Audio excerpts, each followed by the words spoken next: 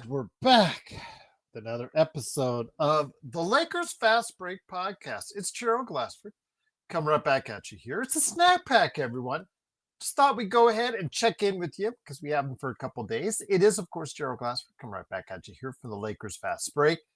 Pop Culture Cosmos, where I cover the latest news and trends in pop culture each and every week, twice a week, wherever you get your podcasts. On the latest Pop Culture Cosmos, Josh Peterson and I talk about the latest box office results and how, actually, now you see me, now you don't, did okay. The Running Man didn't do so okay. We talk about that, plus also as well, Pluribus on Apple TV Plus, Dispatch, the indie hit of 2025, and more. Go ahead and talk about that as well as far as what's next for Marvel on our countdown leading up to Avengers Doomsday next year. We're going into the Marvel Cinematic Universe in detail, so go ahead and check it out on the latest Pop Culture Cosmos, wherever you get your podcasts. Also as well, got a planned show with my good friend Chris Sardieri talking about the latest going on in the NFL on Inside Sports Fantasy Football, so look out for that as well. And big shout out to the Lakerholics crew, who's been doing some really good Lakerholics spotlights. So go ahead and check out what they have to say every Saturday at 11. Right there here for you on the Lakers Fast Break Podcast. What's up, young Lita? What's up, JSJ, DBSH? Wanted to go ahead and say it looks like, pending a nap, if it goes well, because I guess the afternoon nap has to go well, and also as well the warm-up before the game, that today will be the season debut of one LeBron James, coming back from the sciatica injury that he suffered just before the preseason, leading him out for a few weeks. But he is back now as the Lakers go into a game tonight against the Utah Jazz at home at the Crypto.com Arena. 10-4 are the Lakers. You can catch it along with us at playback.tv/Lakers Fast Break tonight for all the fun and festivities. And don't forget, the world's best post game on the Lakers is right here at the Lakers Fast Break as well. Adam says the good news is LeBron's back. The bad news is Gabe's back. Yes, I wanted to go ahead and throw that in there. Gabe Vincent was also cleared and has also have been made available for tonight's game as well. So what does this do for the Lakers? Because there has been a lot of talk, a lot of speculation on whether this is a good thing, a really good thing, or it's something that might derail the Lakers' cause this season. I don't think it will be that bad. I don't think it'll be that great, but I like to be proven wrong on that because we don't know how much LeBron has left in the tank because he's heading into his age 41 season here because he turns 41 next month. So what does he have left in the tank? We'll find out. I know his minutes are going to be gauged right around 35, according to JJ. So we'll see. If you guys want to go ahead and share your thoughts in the comments, I'll go ahead and go back and forth with you over the next hour. Just thought I'd go ahead and chat with you guys on that. We were supposed to do this last night, but the guy who was supposed to be in this show with me talking about LeBron, his name rhymes with Bloro, fell asleep. And I said, you know what? I'll just save it off for today until we know for sure, or know kind of for sure, if he's going to be able to play or not. So there is a chance he may sit out still. He'll probably be, he would most definitely be back by the next time they play Utah 5 days from now, because the Lakers have 5 days off until their next game on Sunday. So with that said, guys, what do you think about LeBron coming back in? I think it's great because you get another guy coming in. This one happens to be, at times, still a very good to really good player at times for the Lakers. He can do certain things not many other players can still do, even at his age. But I don't want to go ahead and put too much on him, especially early on as he gets acclimated to the system. He even said yesterday, because he talked about his baby lungs and how he has to get real man and grow into his real man lungs as far as the speed and, getting back up to the pace of the NBA, which Steve Kerr talked about of the Golden State Warriors, Steve Kerr talked about how the pace of the NBA may be causing some of these strains and things that are going on as far as the rash of injuries, as we've seen Giannis, Wembanyama. Those are the recent big name injuries to befall the league right now. He was saying that and inferring that the NBA's pace it could be partially to blame on that. And so I'll let you speculate on that one. But LeBron James could be headed back to the lineup later tonight. And at that, how is it going to look? I know that Jovan Buha scolded his audience out there and said, don't overthink LeBron coming back into the lineup. So don't overthink it, guys. So I will just say this. It's another guy, and if you want to throw in Gabe there, two guys to the rotation that is always helpful. I know that it eases the burden off of guys like Jake LaRavia. It eases the burdens off of guys like Jared Vanderbilt. It eases the tension and minutes that you might have played on, even if it cuts out like 2 minutes, 3 minutes from Austin Reeves and Luka Doncic, who, by the way, is leading the league in scoring at just under 35 points a game. That would be tremendous. And that is the ultimate goal for me. The Lakers can still be as efficient, be as consistent on the offensive end, can still find ways to win despite all the metrics saying that it should be otherwise. Because if you look at a lot of the metrics right now for the Lakers, you would say, how are the Lakers 10-4? But they're finding ways to win. If they continue to find ways to win, that's all that matters. That's all that we want here as Lakers fans, and I'm really happy for it. But yes, M24 said baby lungs. Not surprised. Yeah, that's actually a good thing, though. The afternoon nap for some of these players. I know some of these players actually do follow a routine of having an afternoon nap, and if that's the case, I can't say I would blame them a bit. JY says, man, we talk about this guy, LBJ, but why I'm excited the King is returning. Why? Because it's a player, JY, who if he's anywhere near what he has been throughout his entire career, then you have a player capable of overtaking a game. You have a player capable of giving you 25, 7-7, let's just say. But at this point in his career, I expect maybe 20 to 22. Is that fair to say, guys? I don't know. You tell me. Is he still 20-point scorer in this league? We'll have to see how it works out because Austin is playing at a high. Of course, Luka's playing at a high right now. You still have to try to find shots for your almost 50% three-point shooter in Rui Hachimura. And now that you have a guy in the middle in DeAndre Ayton, who has been, for the most part, a very competent center. In fact, above that at about, 17 points a game. And that is a recipe for success for this season. Does it put them in that upper tier? Does it put them in that high classification? Well, we saw last year, what happened when LeBron, Luka, and AR went into a series, but Luka's much healthier. Luka is skinny Luka now. How healthy is LeBron? We'll have to wait and see. And Austin has taken an additional step. So those two guys have gotten better. So it could essentially make this team better.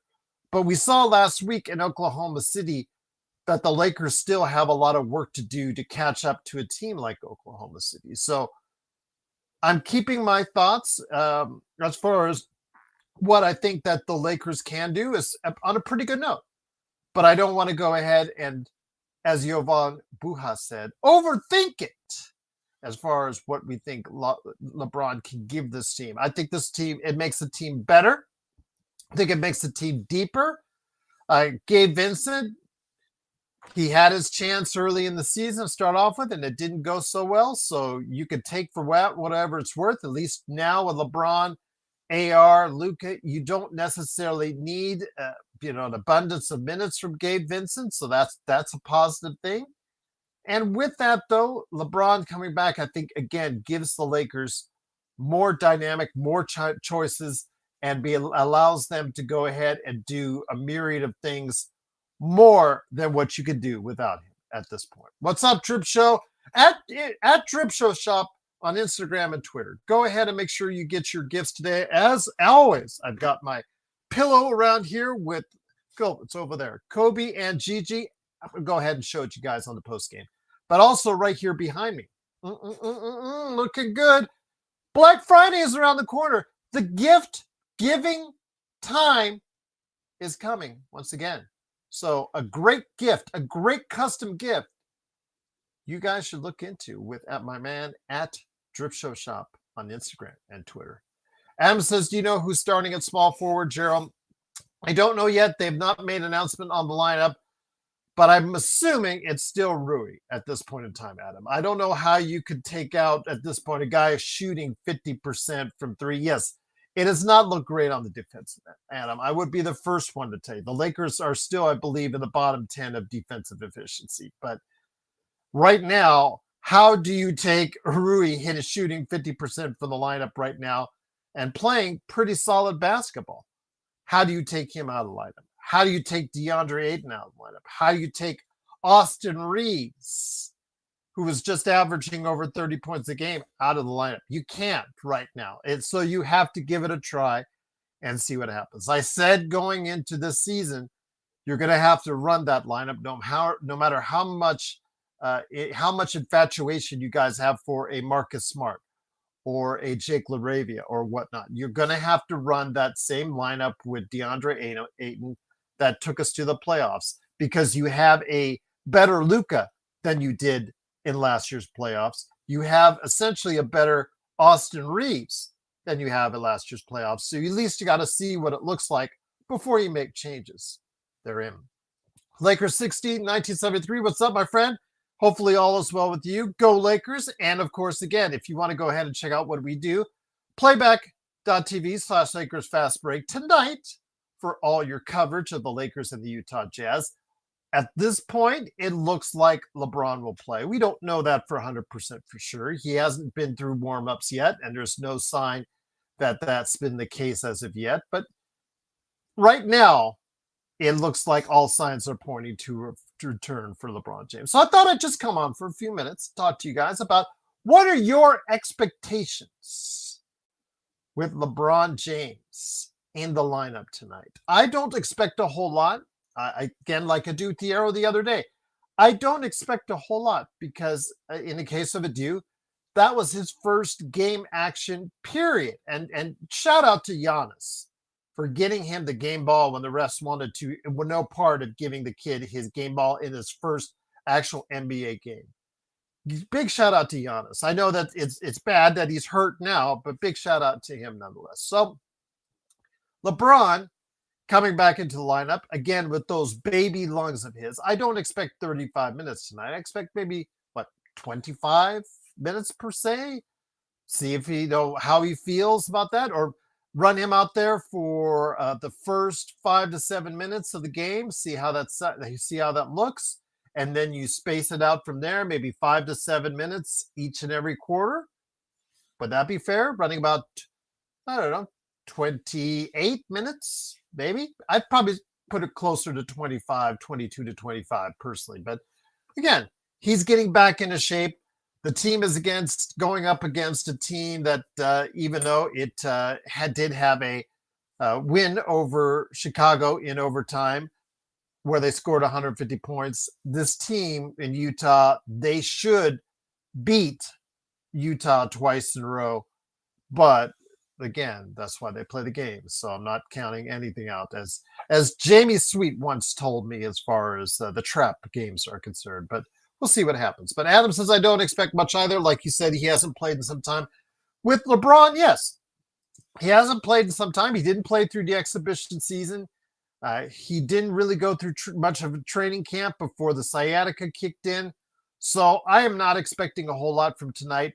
What I am expecting going forward, or what I am hoping for going forward, is good shooting LeBron. And when I say good shooting LeBron is, if you take a look at his stats, you take a look at what he's done over the course of years, every now and then he has a really stellar year or season from the three-point line.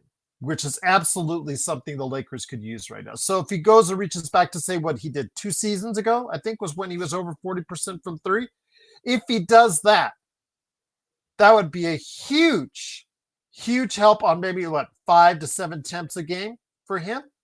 If he can do that, if he can get to 40% shooting from behind the arc, that helps so much to a team that, with Luka struggling for the most part beyond the three, and also Austin Reeves, the only area of their games where they're really struggling at this point in time, it would really, really help the team, because the Lakers are currently one of the worst shooting teams from behind the arc at the moment. And that would really give the Lakers a boost from there. So I'm hoping that he will be good shooting LeBron this season. I'm not expecting today or anything like that, but I'm just talking going forward for this season. If he can get to being efficient LeBron, can he be efficient LeBron on the 34 to 35 minutes that they're targeting for him this season? So we will see how that goes. But yeah, what you guys got in the comments for me? Come on, let's go ahead and start chatting it up a little bit. I'm here for the rest of the hour, so we'll see what happens, because again, we're coming back at you on playback.tv/Lakers Fast Break. DBSH, happy Tuesday. Hello, everyone. Yo, don't forget to check out DBSH, Daniel Berry Sports Highlights. Go ahead and like and subscribe to his channel anytime you can, because not only does he provide highlights from around the world of sports, he also goes ahead and gives you some streams that he does, including his NBA 2K streams. And you never know, you might even see that he did one with me on there as well. Speaking of a stream that I've been on, last week I was also on Lakers Land. Big shout out to Seven at Lakers Land. You want to go ahead and check out that show that I did last week? Go ahead and check it out today at Lakers Land on YouTube. So it's great. It's great seeing everyone out there. What's up, Craig? Craig, a great part of Joe Soros' Experiment channel on Playback, and also popping in on ours. We truly appreciate you doing so, Craig. Thank you so much for doing it. And being here and being a great part of what we're doing. Adam said, Adam, what would you like to bench to look like, Gerald? Well, that's one thing I want to talk about. I'm going to talk with John tonight. I'm going to remind myself, if I forget for some reason, please remind me to talk to John. What is the bug up John's, bootay in regards to Jake LaRavia? So I got to ask him, what's up? I was driving home from the Allegiant Stadium, and I heard him go off on the rant about how he's tired already of Jake LaRavia. And he is just so focused on the fact that him and Austin Reeves were buddies beforehand. And I'm saying to myself, this guy is on a mid-level, $6 million for the next 2 years. He's young. He's 23. He still has a chance to develop. He's inconsistent. We get that. We understand that. That comes with the territory. But when he's playing well, you got another guy that can get you 15 to 20 points. And he's done better than that in the time that LeBron has been away.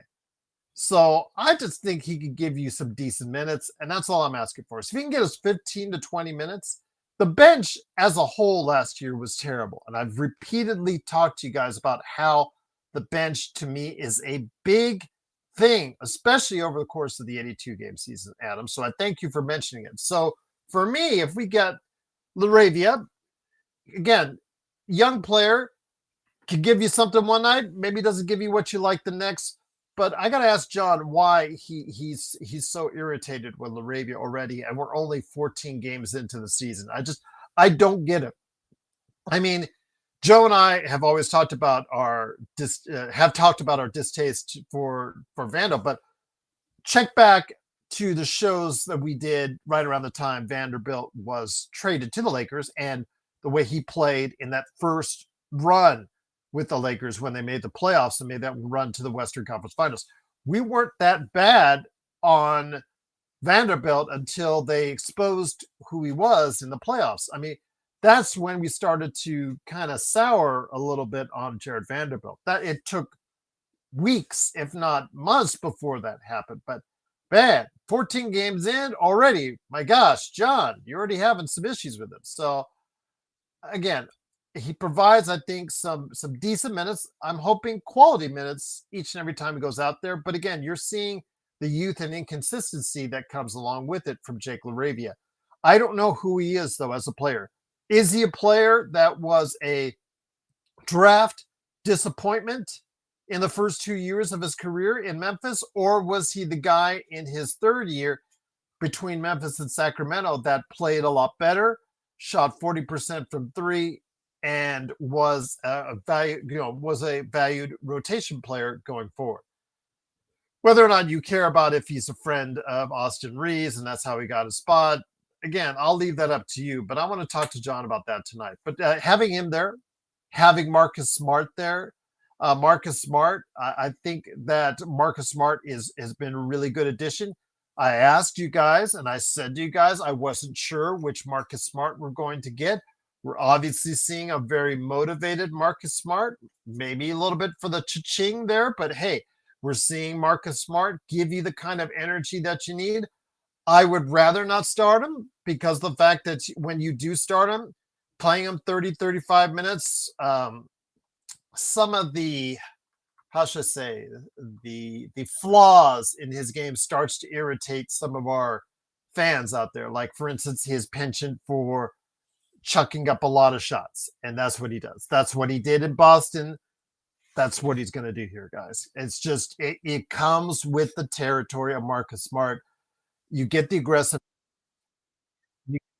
things with him that Marcus Smart does. And that's just who he is. And that's what he's going to be going forward. But for him coming off the bench for 25 minutes, I think it's a great thing to have. I think getting him to help the defense, get some steals, get the guys into turnover, another guy who can play, make, and handle the ball, I think, again, is a perfect fit as our sixth man right there. And then finishing off what you see, Adam, as far as the bench is concerned, I wanted to go ahead and mention that, of course, there is Vando getting spot minutes. 10 minutes I don't think is irritating to me, and that's what he got, I think, in the last game.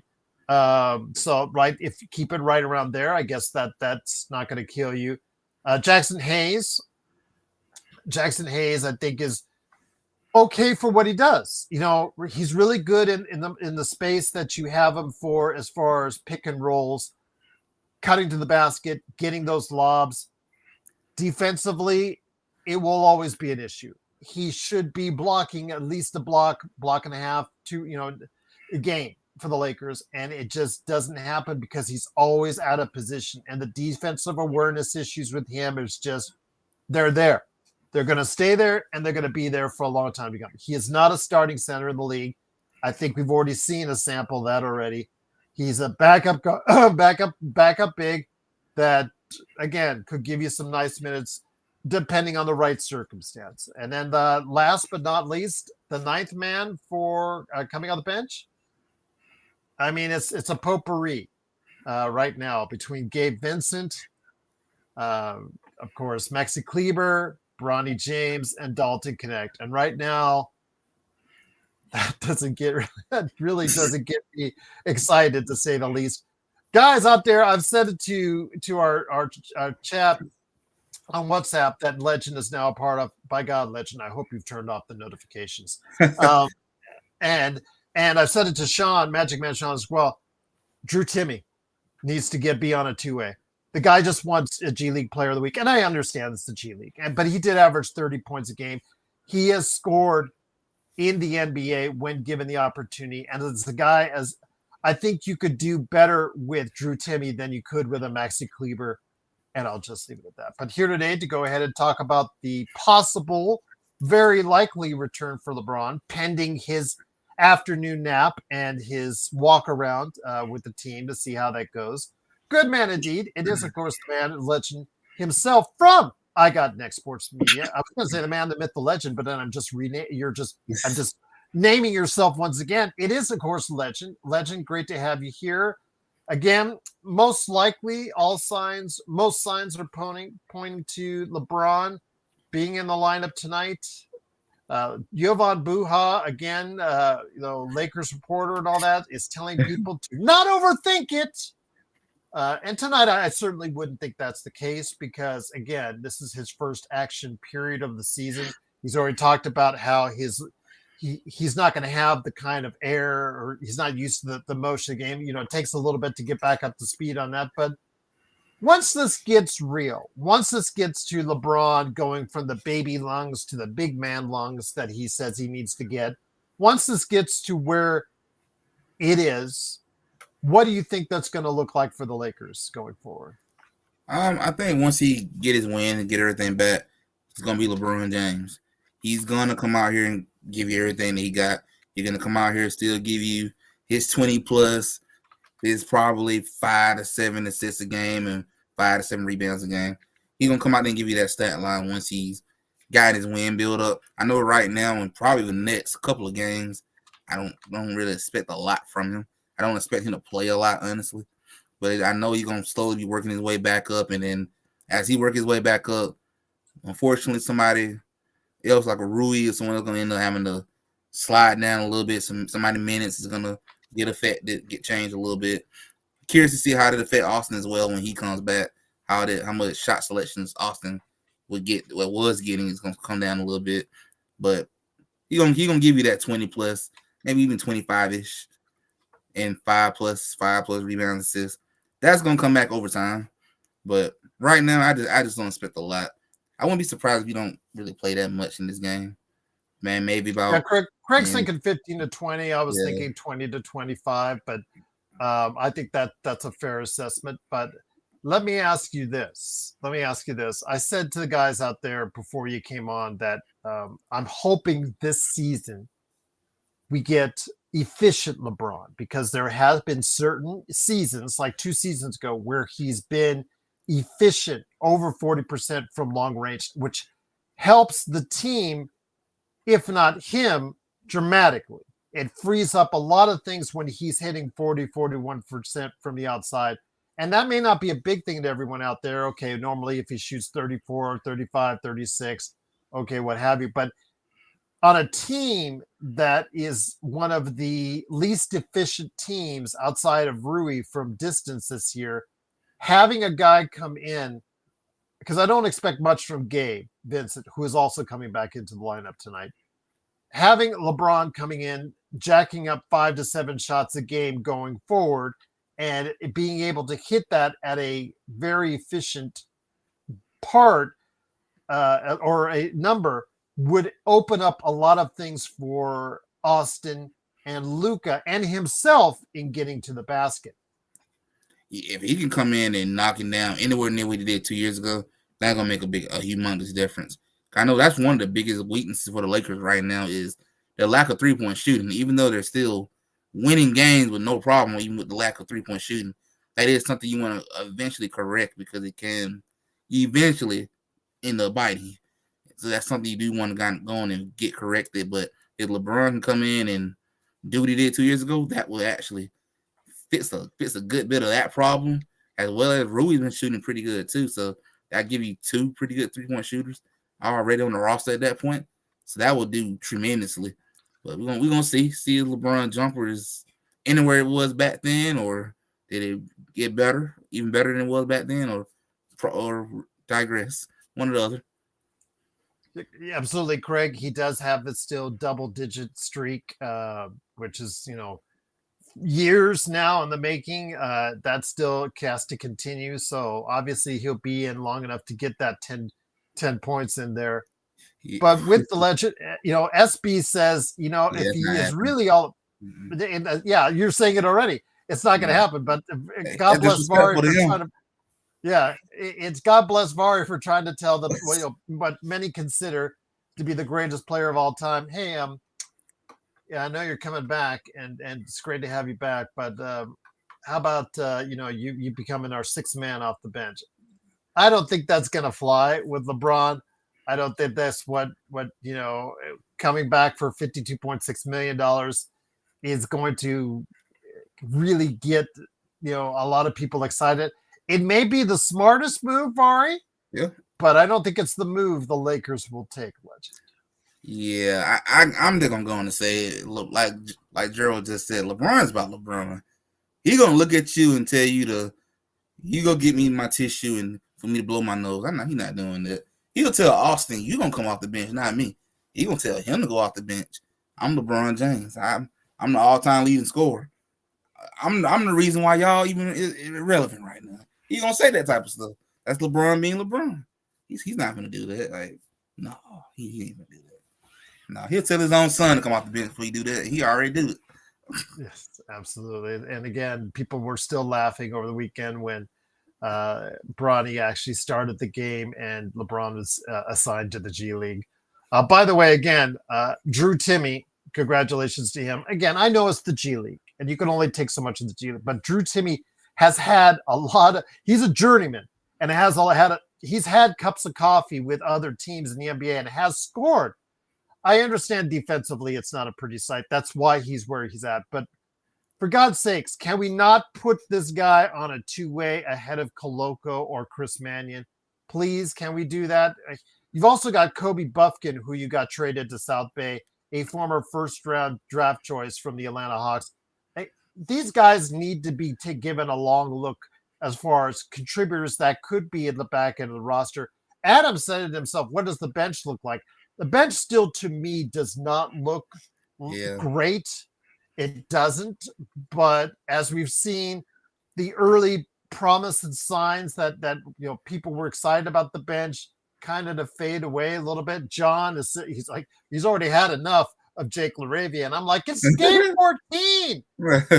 Why are you so down on Jake LaRavia in game 14? I'm going to ask them that tonight, but your thoughts, my friend, on what the Lakers need to do again with your teams, Atlanta, who is really recovered and is now firmly entrenched near the top of the Eastern Conference, and also as well the Golden State. Finding a bench rotation, I think, is key to navigating your way through the season. I would say I agree with you, Gerald, that I know a lot of people are very high on the bench. Jake, the other kid that had a 20-point plus game against Portland. Nick Smith Jr. Smith Jr. I have noticed a lot of people the height kind of come down a little bit on the bench. He don't die down. And I think that just happened as the season go. You begin to see the true reality of what you really got. Like, they have their moments where they're probably going to play out of this world. But at some point, they come back down to earth and be what they truly are. I think the Lakers will probably need to make a move at the trade deadline and improve that bench. I really believe that they need to make some type of moves, improve it, get some more better depth on there. Would be awesome if you can find a 3-and-D wing. That'd been awesome. That's all. That help you out a lot of things. Or another athletic person as well. Or a good 3-point shooter. Something around that ballpark would be perfect. But I think they need to make a move probably to improve that bench. Just because of the bench is giving, at moments decent. And they're still winning games, even with a bench not giving you a lot. But in the playoff is when you're really going to need them. That's when it's going to become where I think if you don't improve the bench, it's going to bite you in the playoff. Because we just saw the last several champions all have about 10 or 12 deep that they can just throw in at any moment. And they covering up just fine. Look at Oklahoma doing that right now. But I think they're going to have to make a move. And I even say that about the Warriors. They're going to have to make some type of move if you want to really, really have a chance to compete. Because right now with my Atlanta Hawks, I'm seeing depth kind of really playing out of their minds right now. We're looking like we're better without Trae Young right now. That's a question we have to discuss here on another day in more detail, my friend. I'm going to have to think you and I might have to have our own NBA observation show where we can do just that. But when it comes right down to it, I agree with you on most of the assessments, because the fact is, in the playoffs, normally it was like, okay, the starters are going to play more minutes. You shrink down your rotation to 7-8 guys. That's been the traditional way of thinking. But the Lakers, look at it. They shrunk down to rotation at one time to 5 guys. Yep. And you saw what that cost them. And then Oklahoma City bucks that trend by going still 9, 10, 11 players deep during course of the playoffs and finals, that they throw out there guys who can contribute on that. So I agree with you. It would be nice if we can find some consistency off the bench. As mentioned by Adam, and I mentioned it ad nauseum here, the Lakers did have one of the worst benches in the league last year. this year, if we can get anywhere near or above 30 points a game per game, I think that's a vast improvement for what we had before. But if we can just get guys that can go ahead and contribute and not hurt us when other players are out, and if Jake LaRavia and Marcus Smart are those guys, I'm hoping that that's going to be the case, because I do think that we have improved on the bench, especially when it comes to our sixth and seventh man coming off the bench. I think they are a vast improvement over what we had as options last year. And, just what we could do, like you said, with the expiring contracts of Maxi Kleber, Gabe Vincent, maybe something else thrown in there, maybe Dalton Connect. I know people still hold out hope for Dalton Connect. I would trade Dalton. God bless you if you do. God bless you if you still hold out hope. Again, that shot, whatever he had, smooth, silky shot that he had last year, has not returned for the most part. And I'm, again, the defensive issues are still, there. The effort is a little bit better than this time last season. So I'm seeing a little bit of improvement there. But again, he has got to get a shot back for him to be part of anyone's rotation going forward. So, Legend, I agree with you. Something has to be done at some point in the line if the Lakers are serious about contending this season. Yeah, they're going to have to make a move, because if you are serious about trying to compete with Oklahoma, you're going to have to get deeper. Because Oklahoma going to keep throwing all them fresh guys at you. Every few minutes, they can sit. We seen SGA not even playing fourth quarters. That's wild. I don't think he played a fourth quarter of the season yet. He haven't had to. And they can throw all these fresh guys in the game and be just fine. That's what it's going to take to win a championship at this point. So if they are really serious, in February, you got to make some moves. I know, like you said, Gerald, I know a lot of people still high on Dalton, but I would really consider the trade. Probably going to trade Dalton and maybe even put Rui in the package and see what you can get to improve your bench. Rui going to definitely be a pretty good piece. Dalton, I know his trade value took a little hit from how he's been playing, but I would at least still trade him before you possibly tank it even more. Get him out of there, while he still got some type of value still there. Hold on to that draft hit. Well, like Adam says, you can't expect to counter OKC's bench with guys like Gabe Vincent. Nope, sure ain't. That ain't gonna help you. Not a fan of Gabe Vincent is Adam, and I can see that right away. SB, yes, I did see that flash up earlier today with VJ Edgecombe becoming the fastest player, or one of the fastest, the fastest player since Luka to reach 200 right now. 50-50. He's faded in the past 2 weeks, excuse me. And a player I think that has risen. And yes, I understand Cooper Flagg has risen in the past few games since Nico Harrison's firing. I think you guys are discounting Comp Knipple in Charlotte. I really, that kid has had 2 30-point games in the past week. Yes, OKC killed him, absolutely killed him, but they're going to kill every rookie that comes up against him. But Knipple, I think, leads the rookies in scoring right now, if I'm not mistaken, at almost 18 a game, and is doing other things besides just scoring right now. So I'm probably leaning Knipple over Flagg and over VJ Edgecombe right now, but it's a close season. And the fact that is a close option, a close race right now, speaks to the kind of quality from this first round that is available right now, Legend. And they're letting you know that it was a good draft class, because the previous draft class wasn't that strong. You don't even hear anything about none of them guys. It's like just died and faded to the sunset. Outside of Reed Shepherd and your guy every now and then, Risa Shea, but Reed Shepherd in Houston seems to be getting a little bit of love on the league's top offense. And I don't think he starts yet for that team. So, which tells you all you need to know. So, if the best player from last year's class is a bench player in Houston, then that's all you need to know about that right now. But everybody's excited about what's upcoming for next summer, and we're going to stave off for the. Yep, absolutely. I still Illinois. I know that I'm not a fan of the Illini per se, but I do like the 7-footers. So it's always funny, because if I was the Illinois coach right now, or if I was assistant to you, Legend, in Illinois, I would say, okay, you got the star point guard, that's really turning a lot of heads. And Cleaton, I forget what his. I'll start remembering his name because I've heard really good things. I've seen some good things from him.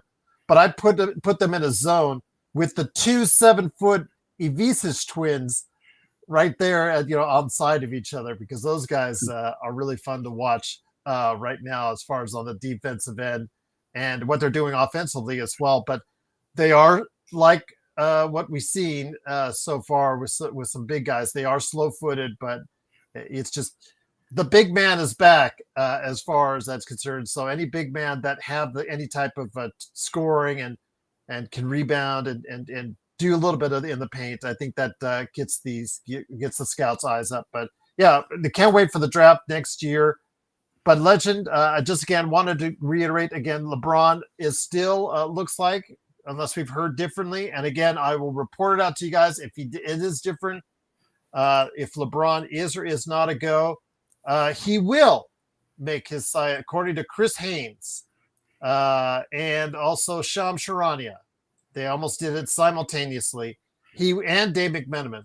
He will make his debut tonight against Utah Jazz. So again, I'm looking for to him to get out there on the court, Legend.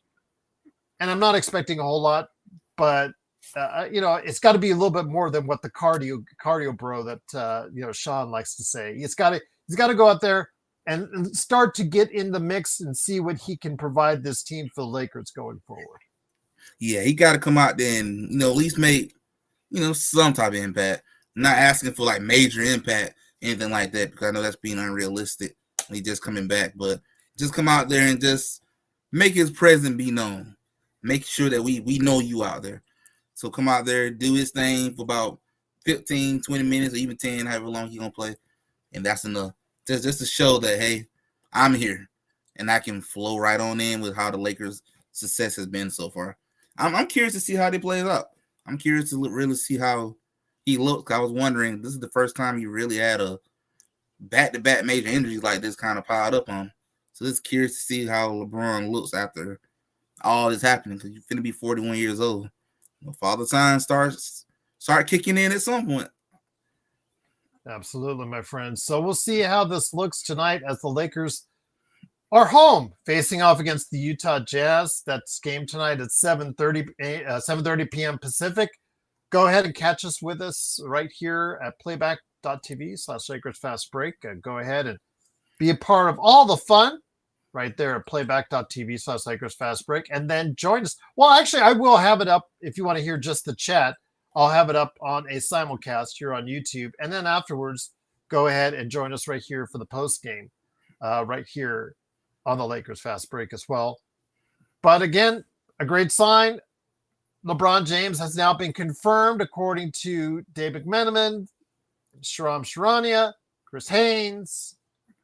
I don't know. You fill in the other NBA insiders. Go ahead. Name 10 more, or whoever.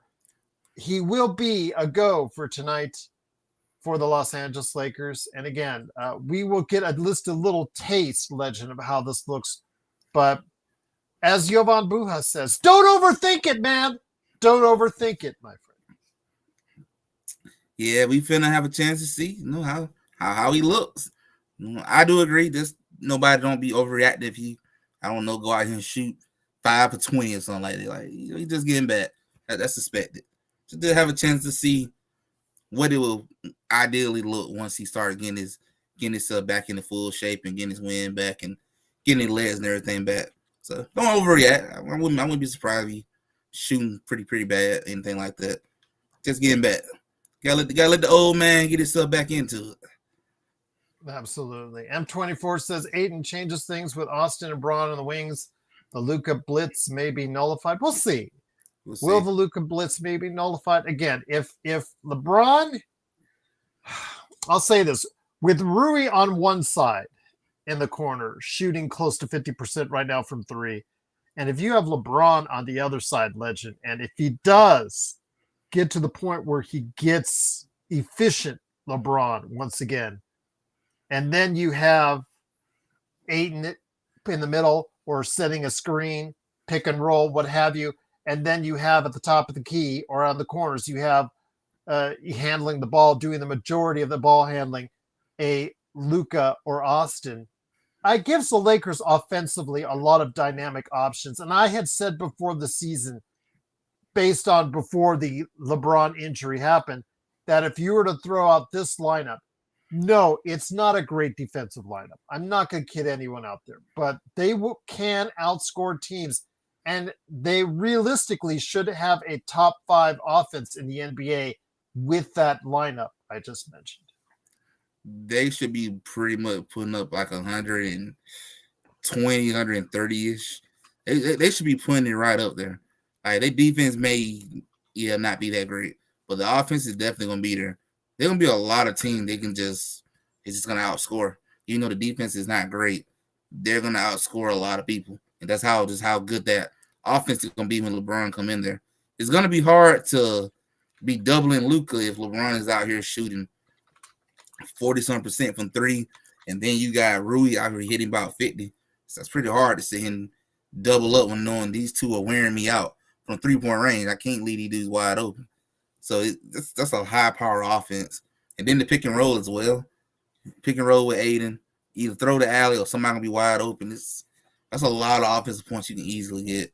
Like, that's easy, a lot of offense, man. Absolutely. And I'm looking forward to seeing it. And once again, I am with Legend. I got Next Sports Media. Please go ahead and like and subscribe to what he's doing there today. I got Next Sports Media again. The Aussies are out in force. Those two. So you got your taste of what they're like off camera, my friends. Yeah, I warned you. I warned you.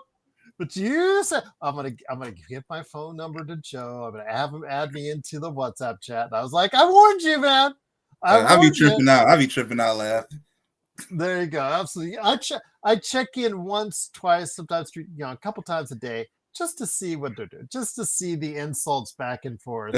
and there you go. But yeah, that's it's good comedy. But these two, they're a great part of what we do here at the Lakers Fast Break. And I'm so blessed to have you guys out there watching and listening. And then, of course, if you guys want to come on the air, just go ahead and let me know. LakersFastBreak@yahoo.com.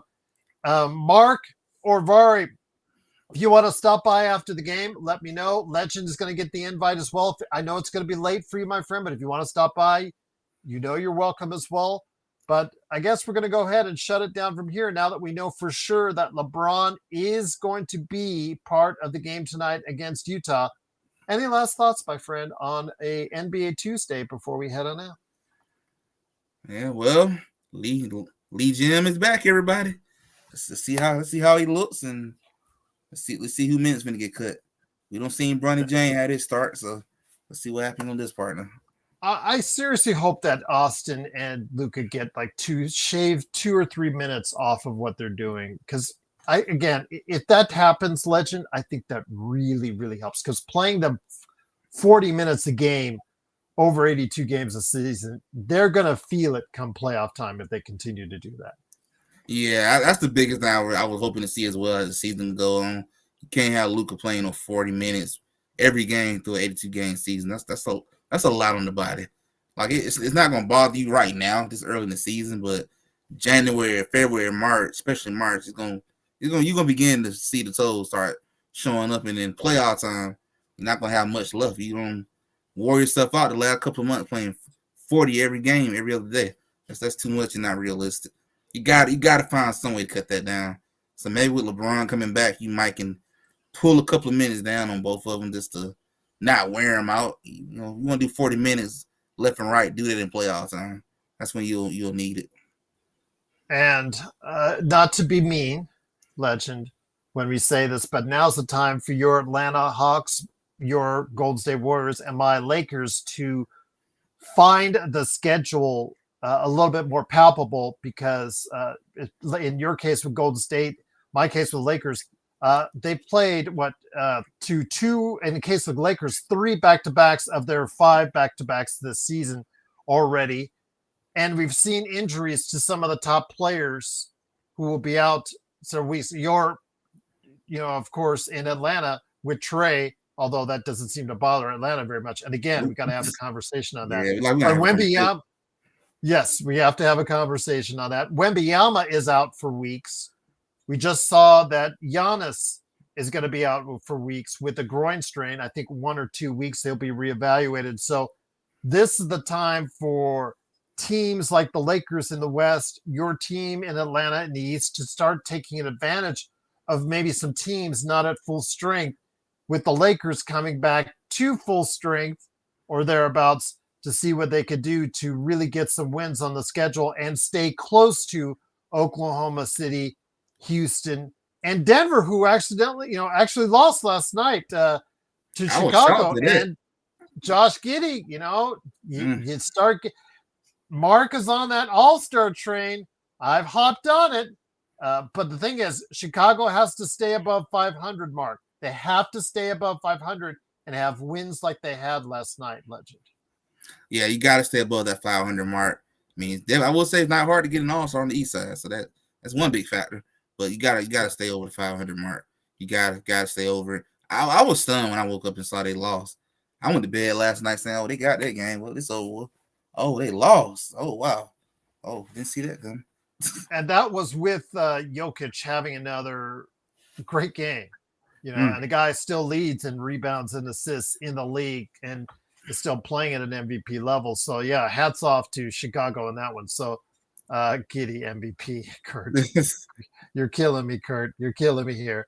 But again, if they stay above 500, I think you have to really strongly put him in that all-star consideration indeed. But the Lakers right now heading into tonight, 10-4. Can they go ahead and get the victory over Utah tonight? Because remember, they're off for 5 days, guys. So the schedule, if they win tonight, probably will change, and probably there's a chance that the Lakers could fall back down simply because of the fact that they're inactive for the next few days. So we'll see what happens, but they do need to start with the victory tonight. LeBron comes back into the lineup tonight. He has been cleared. He is a go for tonight. And please check it out with us, playback.tv/Lakers Fast Break. And then, of course, our thoughts tonight on the post game as well. Legend, again, thank you, man, for coming back on at such short notice.